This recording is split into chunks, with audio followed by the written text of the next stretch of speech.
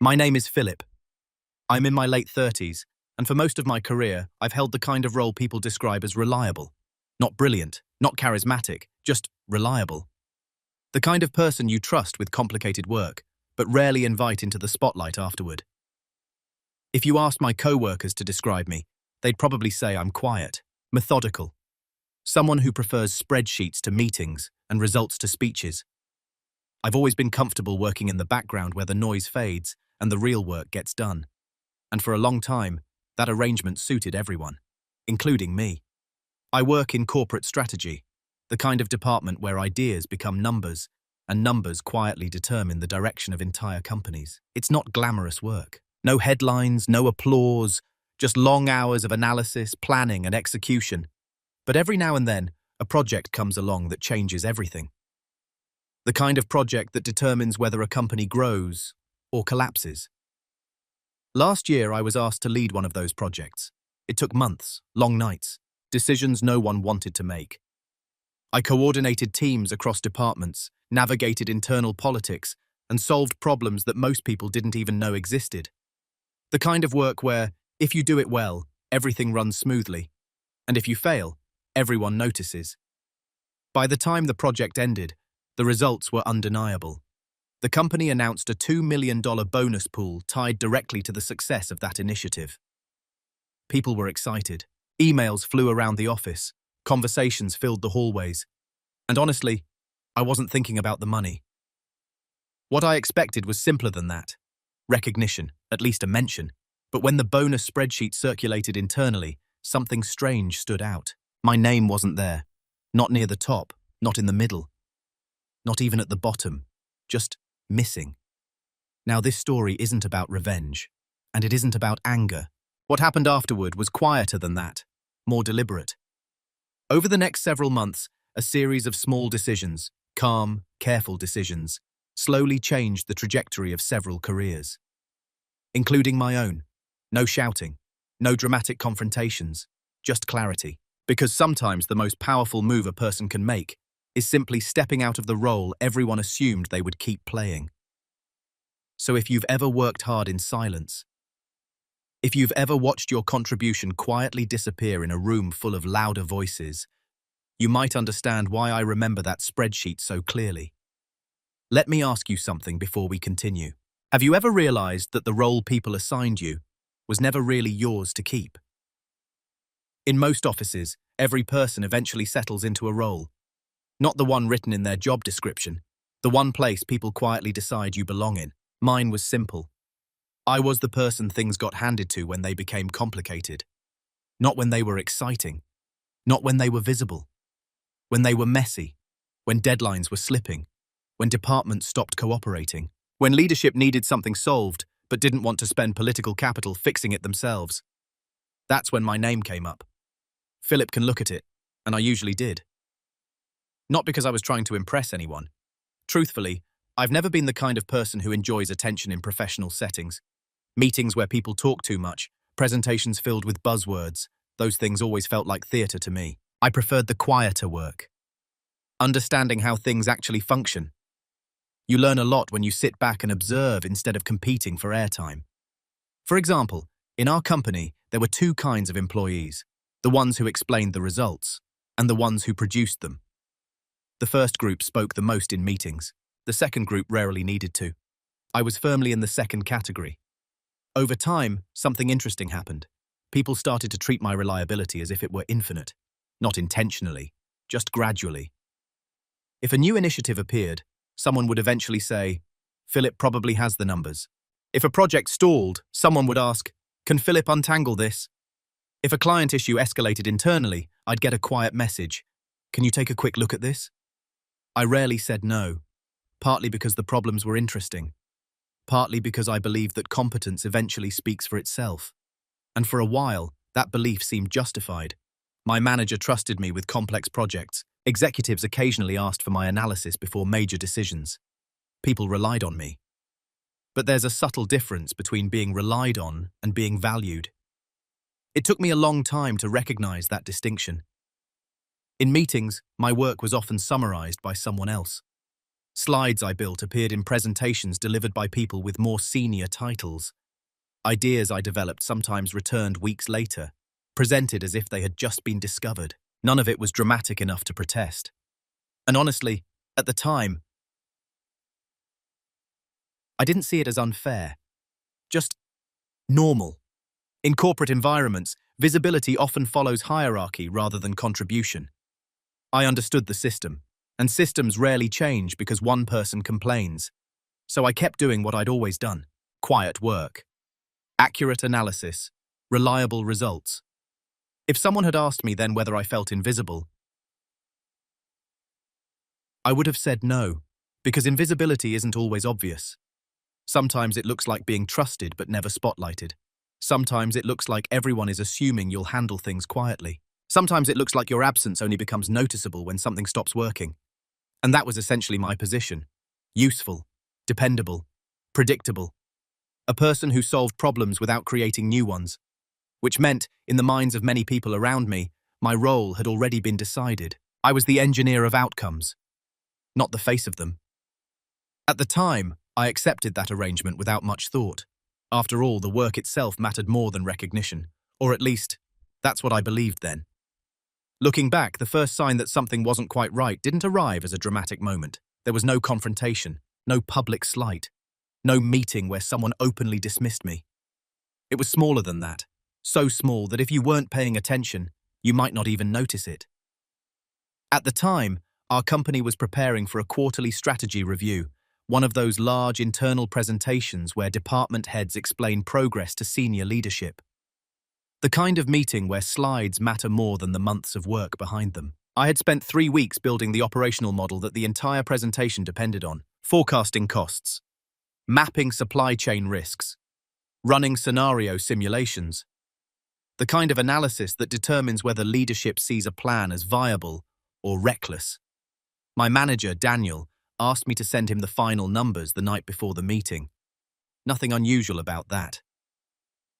I packaged everything neatly, spreadsheets, projections, summary notes, and emailed it over around 9:30 p.m. before heading home. The next morning, the meeting took place in the top-floor conference room. I wasn't invited. That also wasn't unusual. Strategy managers often prepare materials without attending the executive discussion itself. Later that afternoon, Daniel walked past my desk. "Good work on the numbers," he said casually. I nodded. "Glad it helped." He paused for a moment, then he added, "The leadership team really liked the model." Again, nothing unusual. Until about an hour later. A colleague from finance stopped by my desk. She had been present in the meeting. "You built that projection model, right?" she asked. "Yeah," I said. She tilted her head slightly. "Huh." Not a dramatic reaction, just thoughtful. "What?" I asked. She hesitated for a second before answering. "Oh, nothing bad. It's just that Daniel presented it as something the department had been developing together." I remember the exact feeling that passed through me in that moment. Not anger, not even disappointment. Just a brief mental pause, like when a sentence you're reading suddenly stops making sense. "Department effort," she repeated lightly. Then she shrugged. "Anyway." The numbers were impressive, and that was the end of the conversation. She left. I returned to my screen. If someone had looked at me then, they wouldn't have noticed anything unusual, but inside my mind, a quiet thought had appeared. Not loud enough to disrupt anything, just present. Because technically, Daniel hadn't lied. The model did come from our department. He simply hadn't mentioned who actually built it, and that kind of ambiguity exists everywhere in corporate environments. Credit spreads easily. Responsibility, less so. At the time, I told myself it wasn't important. Recognition wasn't the goal. The work mattered more than the applause afterward. So I continued working, closed the spreadsheets, moved on to the next task waiting in my inbox. But something subtle had changed. Not externally, internally. For the first time, I noticed something about the system I had been operating inside. Visibility didn't always follow contribution. Sometimes it followed who happened to be standing in the room when the story was told. And that realization stayed with me longer than I expected. Not because it hurt, but because it was informative. The first small cut rarely draws attention. But it does something important. It shows you where the blade is. One small moment rarely changes how you see a workplace. Most people, myself included, are very good at explaining things away. After that strategy meeting incident, I didn't confront Daniel. I didn't bring it up to anyone. In fact, by the next morning, I had already created a perfectly reasonable explanation in my head. He probably just summarized things quickly. Executives don't care about individual contributors anyway. The department presenting as a team makes sense. All of that was true. And that's the thing about small dismissals. They're easy to rationalize. So life at the office continued exactly as it always had. New projects arrived. Deadlines stacked up. My inbox is filled with requests. And just like before, complicated problems kept landing on my desk. But once you notice a pattern, it becomes difficult to stop seeing it. A few weeks later, another strategy meeting happened. This time, I was asked to analyze a vendor contract that had quietly started draining money from one of our major initiatives. The issue wasn't obvious. On the surface, the contract looked fine, but buried in the pricing structure was a clause that gradually increased service costs every quarter. Small enough that no single invoice raised alarms, but large enough that over time, it could cost the company hundreds of thousands. It took 2 days of careful analysis to map the entire structure. I wrote a short report explaining the risk and suggested a renegotiation approach that would cap the cost increases. When I finished, I sent the document to Daniel. His response was quick. "Great catch!" The following week, during a department update meeting, Daniel explained that he had identified a problem in the vendor agreement and was proposing a renegotiation strategy. I sat at the table, listening. Again, there was no outright lie. He never claimed he personally discovered the issue, but he also didn't mention me. The room nodded approvingly. Someone from procurement asked a few questions about the proposed strategy. Daniel answered them using almost the exact phrasing from my report.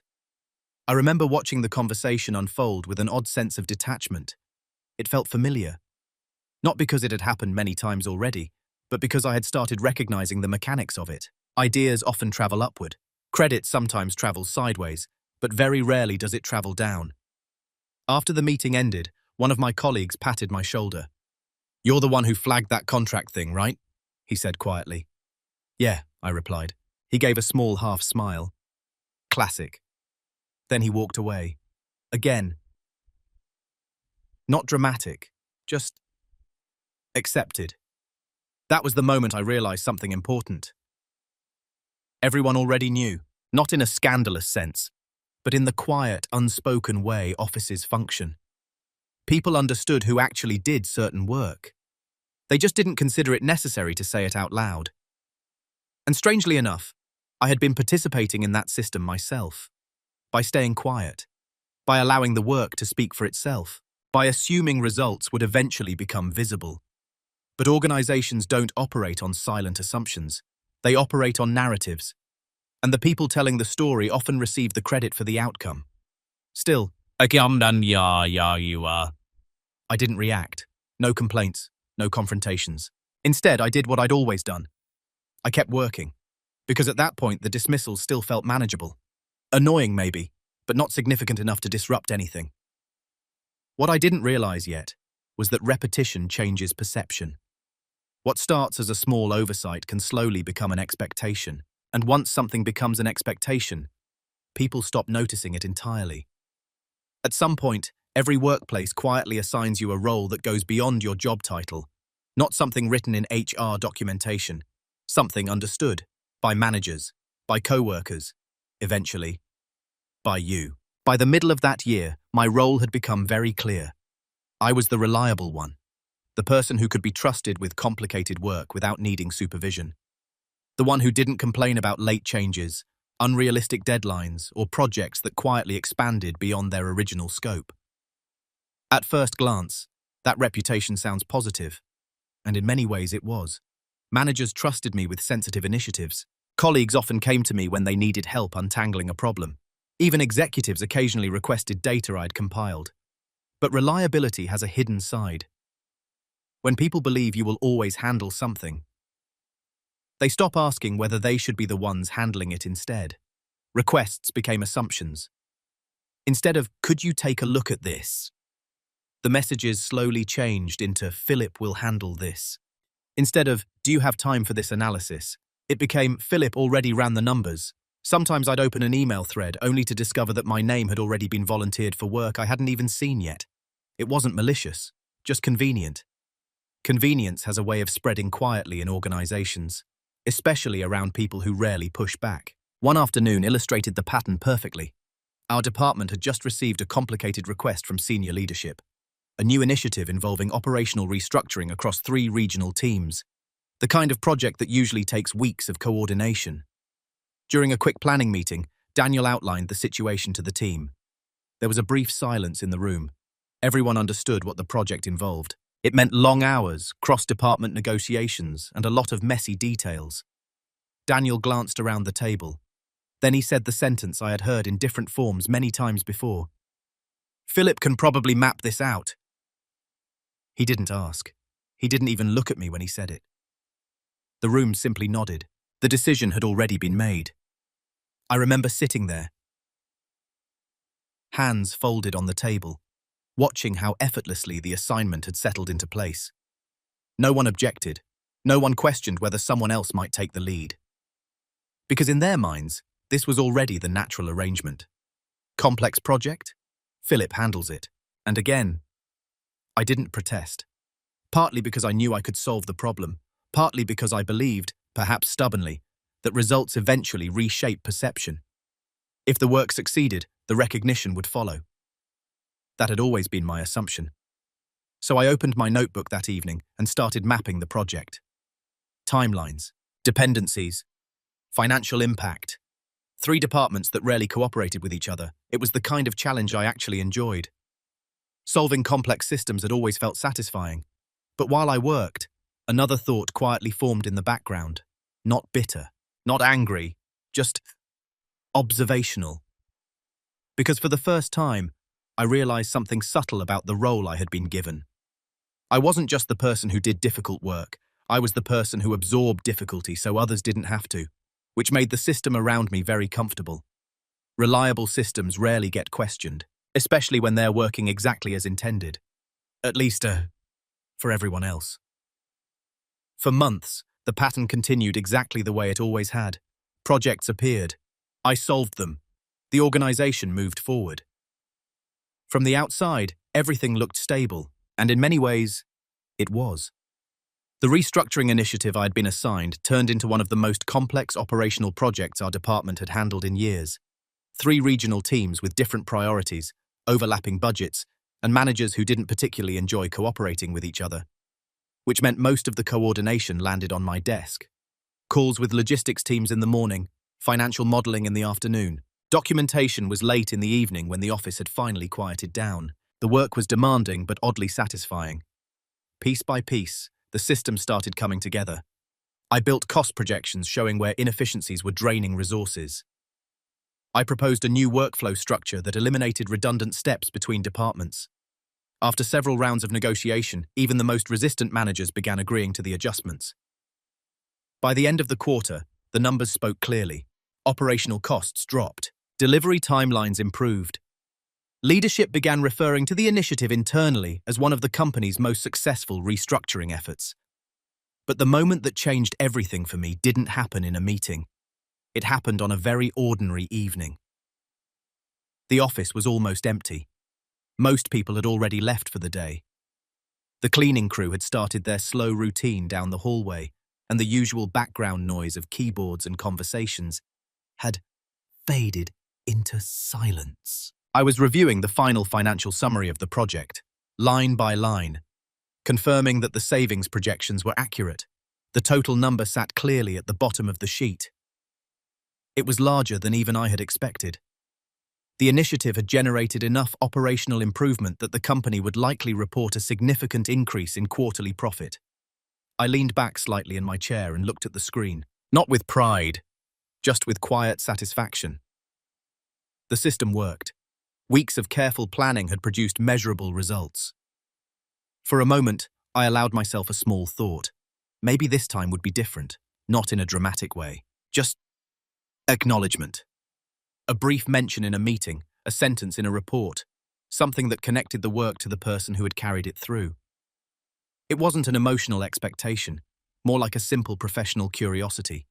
Would the pattern repeat itself? Or would results eventually make the invisible visible? I closed the spreadsheet and wrote a short summary email outlining the final impact of the project. Clear numbers, supporting data, a concise explanation of the operational changes that made the results possible. Then I sent it to Daniel and the leadership distribution list. After that, I packed my notebook, shut down my computer, and walked out of the building. The air outside was cool. The city was quiet in the way it sometimes is after business hours, when most offices have already emptied and the streets belong to the few people heading home late. As I walked toward the parking garage, something about the evening felt unusually calm. Not hopeful, not skeptical, just neutral. Like a moment suspended between two outcomes. Because deep down, I already understood something important.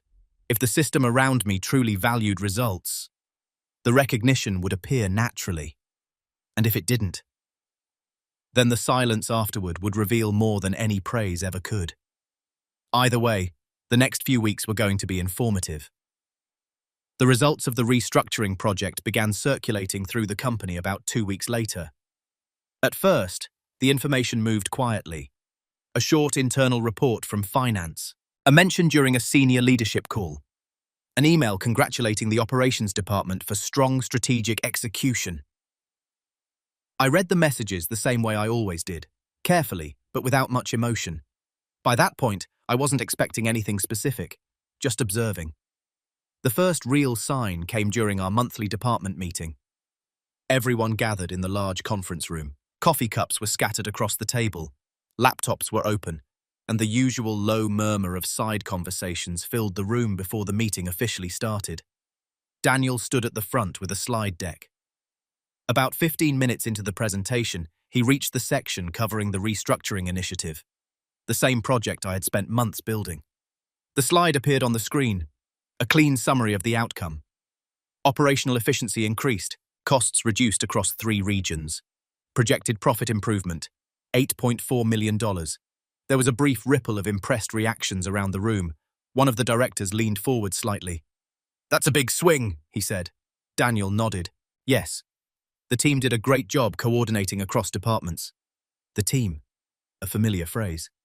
He continued explaining the changes, the workflow improvements, the renegotiated vendor structures, the cost adjustments. Every element came directly from the planning model I had built. But again, there was no mention of where the work originated. And strangely enough, this time the absence didn't feel surprising. It felt predictable. I sat quietly near the end of the table, listening to the conversation move around me. No frustration, no disappointment, just clarity.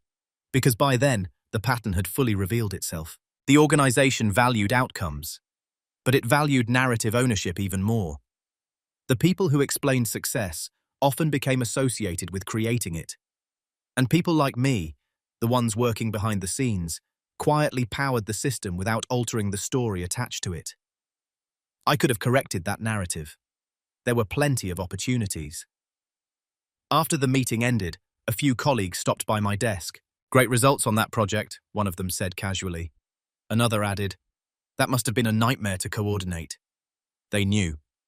Most people close to the work always do, but knowledge inside an organization is rarely the same as acknowledged truth. And that difference became important to me in a way it never had before. Because that afternoon, another email arrived, this one from the executive office. The company was celebrating the financial impact of several initiatives that quarter, including the restructuring project. At the bottom of the message was a brief note. Leadership was allocating a $2 million bonus pool tied directly to those successful initiatives. Departments would receive internal distributions based on contributions. The announcement generated immediate excitement. People started speculating about bonus amounts. Managers scheduled small meetings with their teams. Conversations filled the hallways. I watched all of it with a kind of quiet distance. Not cynical, just attentive. Because by then, I had reached a subtle decision. Up until that point, my silence had been mostly passive, a habit. Something that happened naturally because confrontation never seemed necessary. But now, the silence was different. Now it was intentional, not as a protest, not as resentment, as an observation. Because sometimes the most useful information about a system appears when you stop interfering with it, when you allow it to operate exactly as it normally would, without correction, without reminders, without inserting your name into the narrative. If the system was going to reveal how it truly worked, then I wanted to see it clearly. So I waited, calmly, curiously. And about a week later, the company circulated the internal bonus spreadsheet. That was when something interesting happened. By the time the bonus announcement circulated through the company, most people were focused on the obvious part. The money. $2 million divided across several departments is enough to make people pay attention. Conversations in the office shifted almost overnight. People who normally discussed project timelines were suddenly discussing percentages, allocations, and speculation. Who would receive the largest share? Which managers would control the distribution? Whether the company was being generous or conservative. All very normal reactions. But while most people were watching the bonus pool, I found myself paying attention to something else. The structure behind it. You see, working quietly inside a system for years teaches you something valuable. When you're not competing for attention, you have more time to notice how things actually function. And over time, I had learned quite a lot about our company's internal mechanics. Not because anyone explained them, because I had been involved in so many projects, the operational map of the organization had slowly formed in my mind. Which teams controlled certain decisions, which executives preferred which reporting structures, where financial approvals actually originated, and where they only appeared to originate. It's the kind of knowledge that accumulates quietly. Most people only see their department. But if you spend enough years solving cross-department problems, you start seeing the entire structure. And that structure can be informative. For example, during the restructuring project, I had been responsible for coordinating with finance, legal, procurement, and regional operations, which meant I had access to documents most people never read closely. Contract histories, vendor renegotiation terms, operational performance data across multiple regions. Nothing secret. Just information that required patience to understand. And patience had always been one of my strengths. So while everyone else in the office spent the next few days discussing bonus numbers, I did something quieter. I started organizing information, not aggressively, not secretly, simply documenting things the way I always had. My black notebook is filled with observations, dates of decisions, copies of operational models I had built, email confirmations from departments approving changes during the restructuring initiative. Financial projections showing exactly how the project had generated the profit leadership were now being celebrated. None of this was new information. It had existed all along. But for the first time, I wasn't just creating it to solve a problem, I was preserving it. Carefully, systematically, almost like an archive. If someone had looked at my desk during those days, they wouldn't have noticed anything unusual. I was still the same quiet analyst working through spreadsheets and documentation, still responding to questions, still helping colleagues troubleshoot small operational issues. But internally, my perspective had shifted slightly. Because clarity does something interesting to your behavior. When you finally understand how a system truly operates, you stop trying to fight it. You start learning how to position yourself within it. Not aggressively, just intelligently. For years, my work had flowed upward through other people's narratives. Now I was simply making sure the evidence of that work existed independently of those narratives. Documents, data trails, financial models, records of decisions and outcomes, nothing dramatic, just facts. Facts are patient. They don't need attention. They simply remain available when someone eventually asks the right questions. And in complex organizations, someone always does. Still, none of that preparation came from anger. That's important. I wasn't planning a confrontation. I wasn't preparing a complaint. I was simply doing what I had always done best. Understanding systems, mapping their structure, and making sure I knew exactly where I stood inside them, because very soon the bonus spreadsheet would circulate. And when it did, the system would quietly reveal something about itself that no meeting or presentation ever could. The bonus spreadsheet arrived on a Tuesday morning. Not through a formal announcement, just an internal file shared by finance with department managers, the kind of document that inevitably circulates through the company within hours. By mid-morning, most people had already seen it. Some looked relieved, others were quietly disappointed. A few walked around with that careful, neutral expression people use when they don't want others to guess their number. I opened the file the same way I open any spreadsheet, calmly. No expectations, just curiosity. The document was simple. A list of departments, employee names, and bonus allocations connected to the company's successful initiatives that quarter. The restructuring project appeared near the top of the sheet. Under it was a list of names, managers, regional directors. A few team leads had participated in coordination meetings. The numbers beside them were substantial. I scanned the list slowly. Not because I expected to see something surprising, because careful reading had always been my habit. The first time I reached the end of the list, I assumed I had simply missed something. So I scrolled back to the top and read it again, line by line, name by name. And that's when I noticed something strange. My name wasn't there. Not at the top, not somewhere in the middle, not even near the bottom, where smaller allocations appeared. It simply didn't exist on the sheet. For a moment, I thought perhaps the document had been filtered incorrectly. Spreadsheets can be messy, so I checked the department tabs. Then the full employee list. Nothing. The person who had led the operational restructuring that generated the profit wasn't included in the bonus pool connected to that initiative. I leaned back in my chair and stared at the screen for a few seconds. Still not angry, just thoughtful. Because when something unusual happens inside a system you understand well, the first instinct isn't emotion, it's an analysis. Why would this happen? There were several possibilities. It could have been an oversight. Finance might have relied on departmental submissions for the list of contributors. If Daniel had provided the names, it would have explained the pattern I was seeing. Managers and visible coordinators included, behind-the-scenes analysts, less so. Another possibility was structural. Bonus allocations sometimes follow the reporting hierarchy rather than the project contribution, meaning recognition flows through management layers. Again, not uncommon. Or, and this was the quiet possibility forming in my mind, the narrative attached to the project had simply evolved without me in it. The restructuring initiative had gradually become a departmental success story, rather than the work of a specific individual. And if the narrative didn't include my role, the spreadsheet wouldn't either. I closed the file.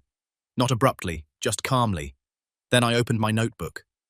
For a few minutes, I wrote down a few observations. Date the spreadsheet circulated. Names are listed under the project. Total bonus allocation connected to the initiative. Again, not as evidence for a complaint, just documentation. Because the moment had given me something valuable. Clarity. The system had finally answered the question I'd been quietly asking myself for months. Would results eventually make invisible work visible? Now I knew the answer. Not necessarily. And strangely enough, that realization didn't create frustration. It created freedom. Because once you clearly understand how something works, you can finally stop expecting it to behave differently. You adapt instead. That afternoon, several colleagues walked past my desk discussing their bonus numbers. Someone joked about finally upgrading their car. Another mentioned taking a long vacation. Normal conversations. At one point, a coworker leaned over my cubicle wall. "Did you see the spreadsheet?" he asked. "Yeah," I said. "What did you get?" I paused for a moment. Then I gave the simplest possible answer. Not sure yet. Which technically was true, because the spreadsheet had revealed something far more important than a number. It had revealed the position the system believed I occupied. And once you know your position, you can decide whether you intend to keep it. After seeing the spreadsheet, I didn't do what most people might expect. I didn't walk into Daniel's office. I didn't email finance asking for clarification. And I definitely didn't send a message to leadership pointing out the oversight. Instead, I did something that had always come naturally to me, I thought. Not emotionally, structurally. Because once the initial surprise faded, the situation became a decision problem. And decision problems always present multiple paths. The first option was the most obvious. Raise the issue directly. I could request a quick meeting with Daniel and ask a simple question. "Hey, I noticed my name wasn't included in the bonus distribution for the restructuring project. Was that intentional?" It would be a reasonable conversation, professional, possibly even productive. If the omission truly was an oversight, it could be corrected quickly.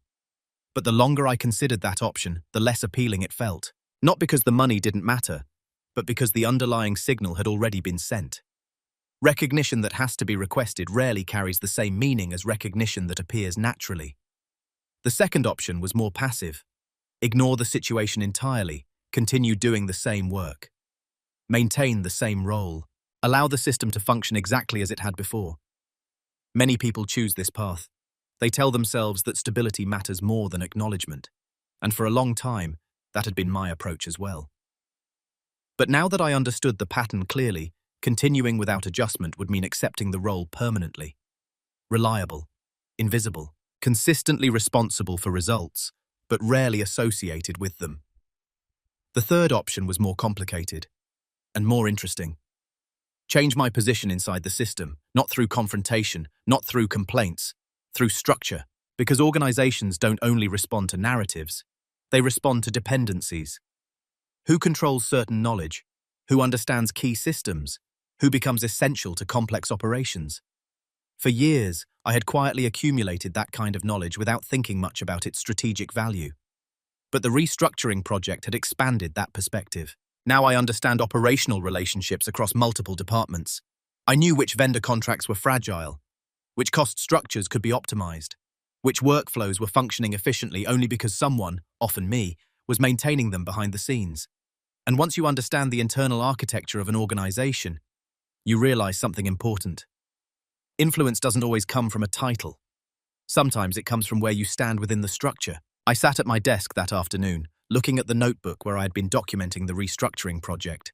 Page after page of operational details, process maps, financial assumptions, decision histories.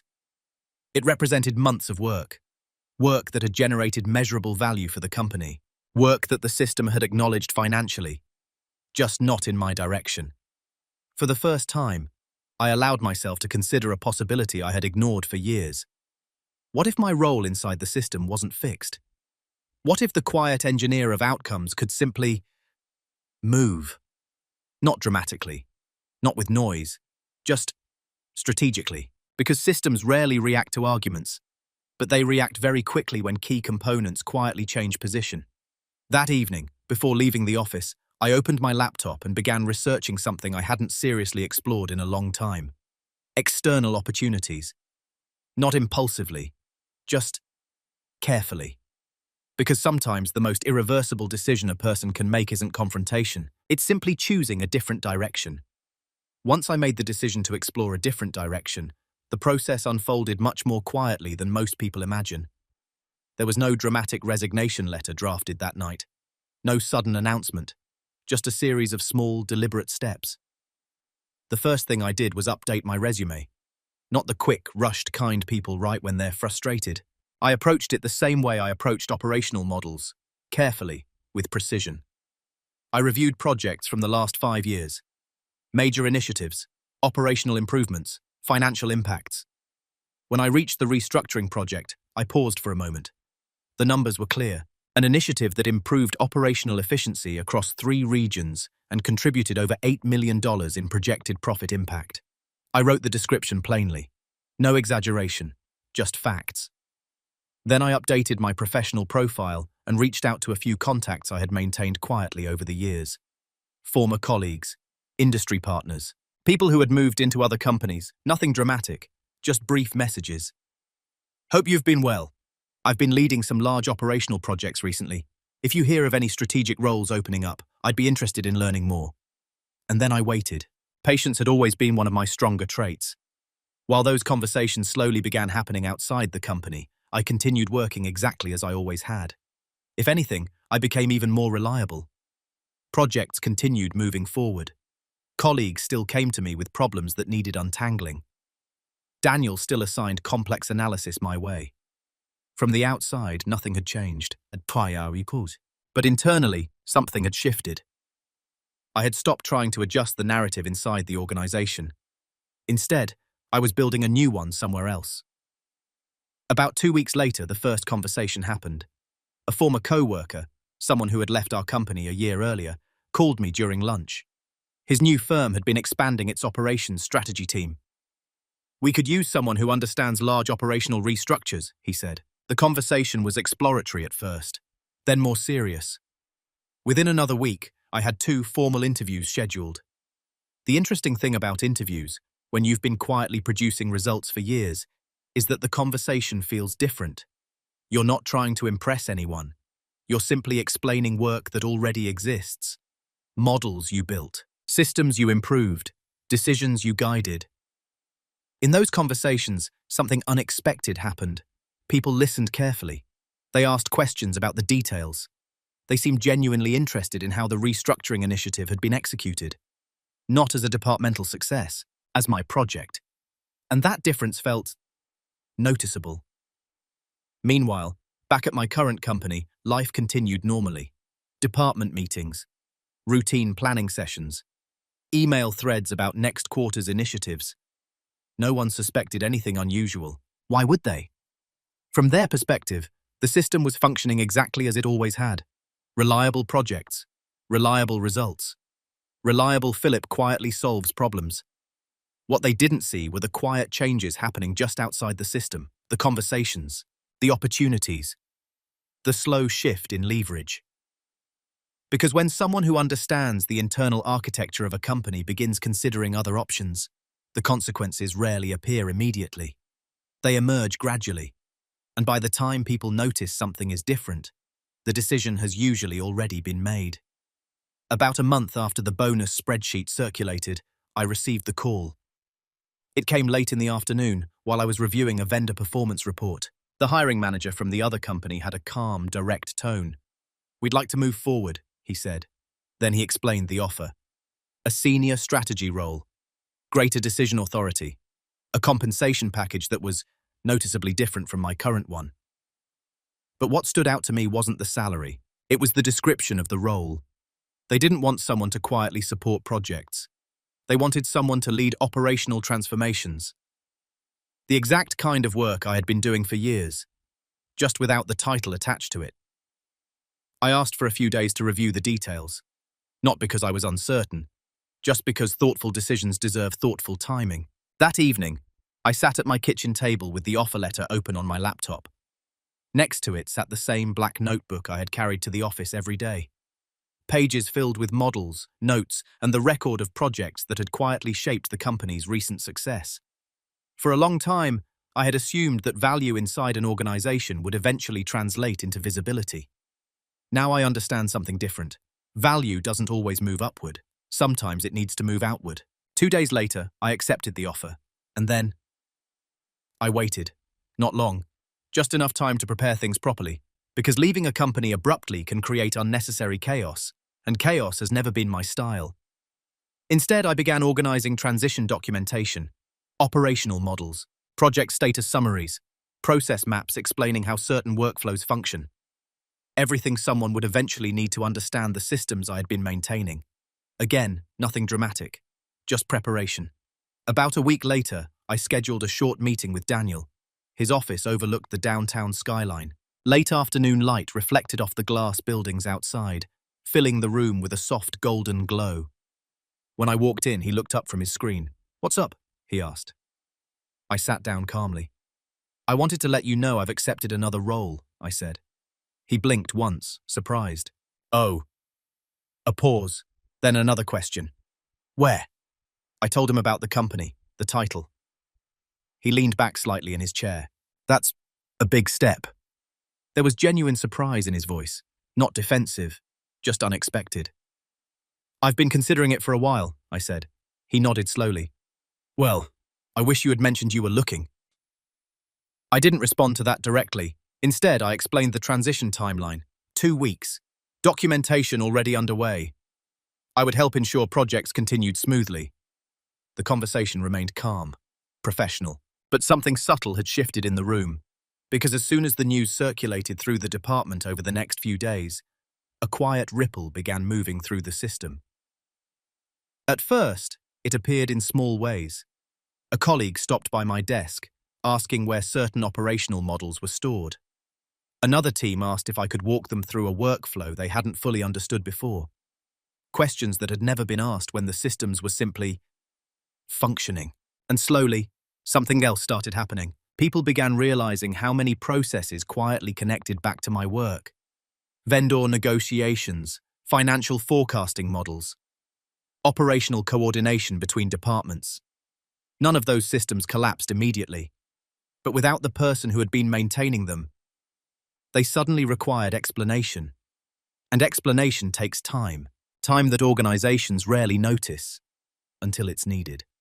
During my final 2 weeks at the company, something interesting began happening. Not dramatic, just noticeable. At first, it appeared as a steady stream of small questions.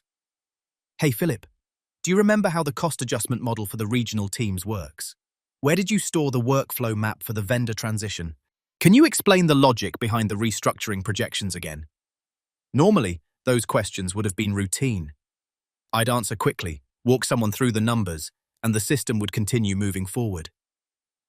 But this time was different, because now, people were asking questions they had never needed to ask before. For years, many of the company's operational systems had functioned quietly in the background. Forecasting models, vendor renegotiation structures, cross-department processes.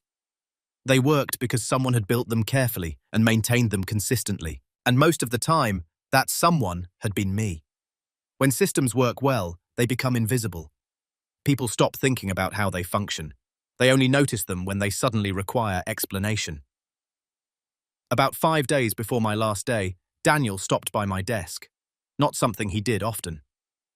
"Got a minute?" he asked. "Of course." We walked into one of the small meeting rooms. He closed the door and sat down across from me. "I've been reviewing the restructuring documentation," he said. "There's a lot more interconnected work here than I realized." I nodded slightly. It had taken months to build those connections. Finance models tied to vendor contracts. Vendor contracts are tied to operational workflow adjustments. Workflow adjustments tied to the profit improvements leadership had celebrated earlier that quarter. From the outside, it had looked like a single project. In reality, it was an entire system. Daniel leaned back in his chair. "Is anyone else fully familiar with how all of this fits together?" I answered honestly. "Not completely." Another pause. He looked thoughtful. "I guess we should have documented more of this earlier." The comment wasn't defensive, just reflective. And in a way, he was right. Organizations often assume systems will keep running the way they always have, until the person maintaining them steps away. Over the next few days, the department worked quickly to absorb as much information as possible. Meetings were scheduled, documentation reviewed, questions asked. Everyone remained professional, supportive, even. But there was an undercurrent in those conversations. A quiet realization moving through the room. The company hadn't lost an employee. It had lost context. The kind of understanding that only develops after years of working inside complex operational structures. By my final afternoon, most of the major transitions had been addressed. Files organized, processes explained, contacts handed over. As I packed my notebook into my bag, a colleague stopped by my desk. "You know," he said, half smiling, "I don't think people realized how much of this place ran through your work." I shrugged lightly. "Systems evolve," I said. He nodded slowly. "Yeah." Then he added something interesting. "Just wish we'd noticed earlier." "Maybe. But systems rarely notice quiet components while they're still functioning. They only recognize their importance after they've already moved somewhere else." My final day at the company was quieter than most people expect. No dramatic farewell speeches, no emotional conversations in conference rooms, just a normal Friday. Most people were busy finishing their own work before the weekend. A few colleagues stopped by to shake my hand or wish me luck. Someone from finance left a small card on my desk that said, "Thanks for all the help over the years." Simple gestures, sincere ones. Around mid-afternoon, Daniel asked if I had a few minutes before leaving. We met in the same office where I had given my resignation 2 weeks earlier. The room felt different now, not tense, just reflective. He closed the door and sat down across from me. "I wanted to say something before you go," he said. I nodded. He took a moment before continuing. "You handled the transition really well. The documentation, the walkthroughs. That helped a lot." "Glad it was useful," I said. Another pause settled between us. Then he leaned forward slightly. "I've been thinking about the restructuring project." I waited. "That initiative made a huge difference for the company," he said. "And after reviewing everything these past 2 weeks, it's clear how much of it you actually built." The words were calm, matter-of-fact, not defensive, just acknowledgement. For a moment, neither of us spoke. Finally, he added, "I wish we had recognized that earlier." There was no bitterness in his voice, just a quiet understanding. And strangely enough, hearing that didn't produce the satisfaction people sometimes imagine. It simply felt complete, because the recognition had arrived exactly when the system had finally been forced to examine the work closely. I nodded slightly. "Sometimes systems only become visible when they stop running automatically," I said. Daniel gave a small, thoughtful smile. "That's probably true." Then he asked a question that hung gently in the air. "Was the bonus situation part of the reason you started looking elsewhere?" It wasn't an accusation, just curiosity.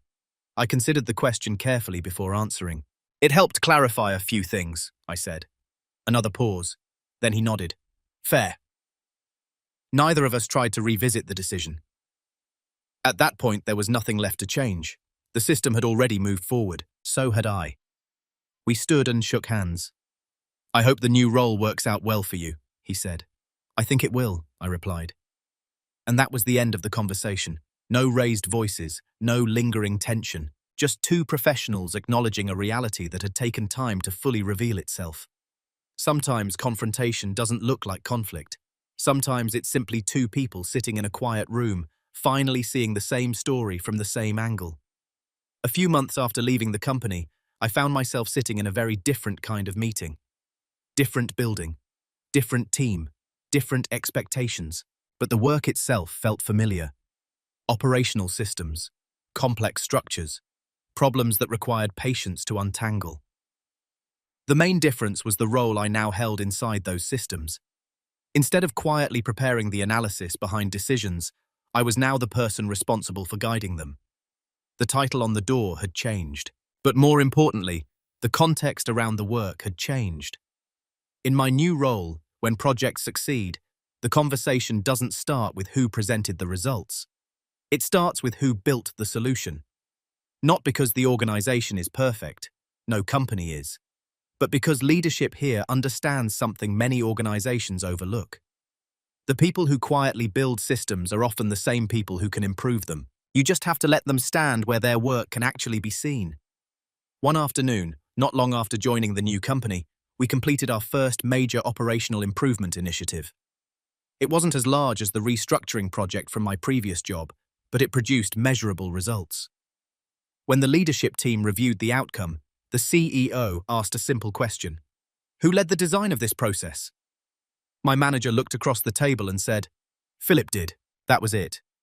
No long speech, no dramatic praise, just a clear connection between the work and the person responsible for it.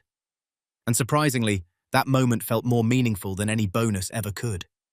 Not because I needed validation, but because clarity changes how work feels. When effort and ownership align, there's less confusion about where things stand, less quiet wondering, less waiting for systems to notice something they weren't designed to notice. Over time, I've realized something about the role I used to occupy. For years, I believed invisibility was a neutral condition, just the natural outcome of being quiet and focused on the work. But invisibility is rarely neutral. It's usually a signal. Sometimes it means the system around you doesn't fully understand the value you bring. And sometimes it simply means you're standing in the wrong place within that system. Neither of those situations requires anger. They just require adjustment. Today, I still carry the same black notebook to work every day. I still document ideas, systems, and observations the way I always have. The difference is that now, when those systems improve, the story attached to them includes the people who built them. And strangely enough, that change didn't require me to become louder. It just required me to stand somewhere different. When people hear a story like this, they sometimes expect a moment of revenge, a dramatic scene where someone is embarrassed in a meeting, a final email exposing everything, a triumphant return where the company realizes what it lost. But real life rarely works that way. And honestly, it doesn't need to. The most important part of this story wasn't the missing bonus. It was the clarity that followed it. For years, I believed that good work would naturally become visible. Those results would eventually speak loudly enough for themselves. Sometimes that happens. But often, systems simply continue operating the way they always have. Not out of malice, out of habit. People get comfortable with roles.